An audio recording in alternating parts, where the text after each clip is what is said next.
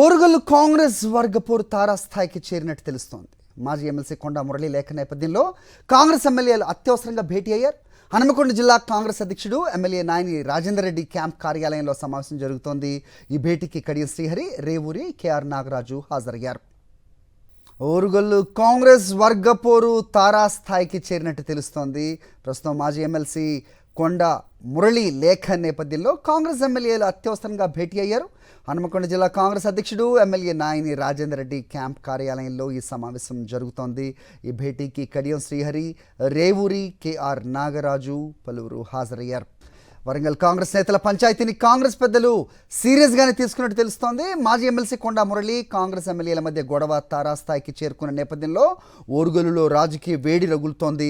Warangal Congress పంచాయతీపై TPCC chief Mahesh Kumar Goud స్పందించారు. సమస్య పరిష్కారం కోసం ప్రయత్నిస్తున్నట్టుగా తెలిపారు ఆయన. రైట్, ఇదే అంశంపై అప్డేట్స్ మా కరెస్పాండెంట్ శ్రీధర్ అడిగి తెలుసుకుందాం. శ్రీధర్, చెప్పండి. సో మన ఓరుగల్లు కాంగ్రెస్లో అంతర్గత పోరు అనాలా? సో మొత్తానికి మురళి రాసిన లేఖ ప్రకంపనలు సృష్టిస్తోందని తెలుస్తోంది. మరోవైపు పీసీసీ అధ్యక్షుడు సమస్య పరిష్కారం కోసం ప్రయత్నిస్తామంటున్నారు. ఏం జరుగుతోంది? దీని ఇంపాక్ట్ ఓరుగల్లు కాంగ్రెస్ పై ఏ రకంగా ఉంటుంది?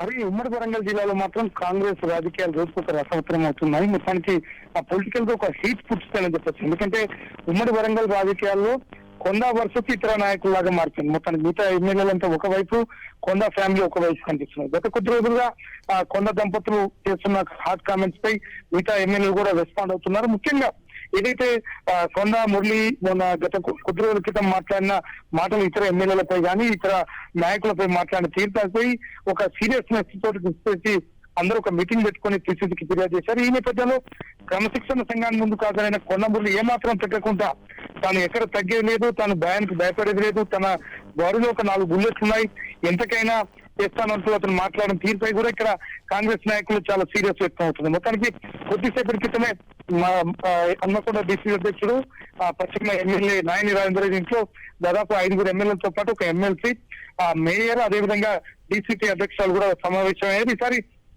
తాడో పేడో చేర్చుకునే విషయంలో మాట్లాడుతున్నారు. పూర్తి స్థాయిలో ఎందుకు ఇలా మాట్లాడుతున్నారు? కాంగ్రెస్ పార్టీలో స్థానిక సంస్థల ఎన్నికలు మరికొద్ది రోజుల్లో రాబోతున్న నేపథ్యంలో ఒక మంత్రిగా ఉండి అందరినీ సమన్వయం చేయాల్సిన స్థానంలో ఉంటూ మిగతా వాళ్ళందరూ కూడా కామెంట్ చేయడం, అదేవిధంగా చాలా సీనియర్ నేతలు ఎవరైతే రామసాయం సురేందర్ రెడ్డితో పాటు పొమ్మిరెడ్డి శ్రీనివాస్ రెడ్డి మంత్రి, ఇన్ఛార్జి మంత్రి ఉన్న మంత్రితో పాటు మిగతా నాయకులపై కూడా తాను ఉమ్మడి వరంగల్ జిల్లాలో తానే రాజకీయాలను సాధిస్తాను, మొత్తానికి డోర్నకల్ నుంచి మిగతా నియోజకవర్గ వరకు నేనే ఉన్నాను అంటూ తన గతంలో చేసిన తనతో గిరిజనులకు కానీ మిగతా వాళ్ళకి అవకాశం వచ్చాయి, తాను చేస్తేనే చాలా మంది ఎమ్మెల్యేలు గెలిచారంటూ చేసిన వ్యాఖ్యలు మాత్రం మిగతా ఎమ్మెల్యేలు ఎవరు కూడా తట్టుకోలేకపోతున్నారు. వాళ్ళంతా కూడా సీరియస్ గా అధిష్టానం దృష్టికి తీసుకెళ్లారు.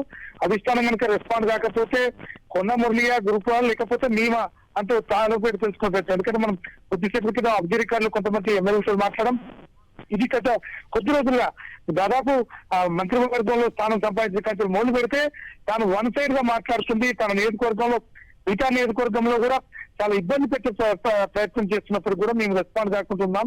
అయినప్పుడు కూడా పార్టీ క్రమశిక్షణ మేరకు కట్టుబడి ఉన్నాం. కానీ ఈ విధంగా వ్యక్తిగతంగా ఈవెన్ రేవూరు ప్రకాష్ రెడ్డి పరకాల ఎమ్మెల్యే కానీ, అందుకున్న ఎమ్మెల్యే రాజేంద్ర రెడ్డి, అదేవిధంగా వర్ధనపేట ఎమ్మెల్యే నాగరాజు, అదేవిధంగా భూపాలపల్లి ఎమ్మెల్యే గంట సత్యనారాయణ, ఈ 4 మాత్రం కడియం చేయాలి. అదేవిధంగా వీళ్ళంతా కూడా వ్యక్తిగతంగా మా టార్గెట్ చేస్తూ మాట్లాడడం అయితే మంచిది కాదు.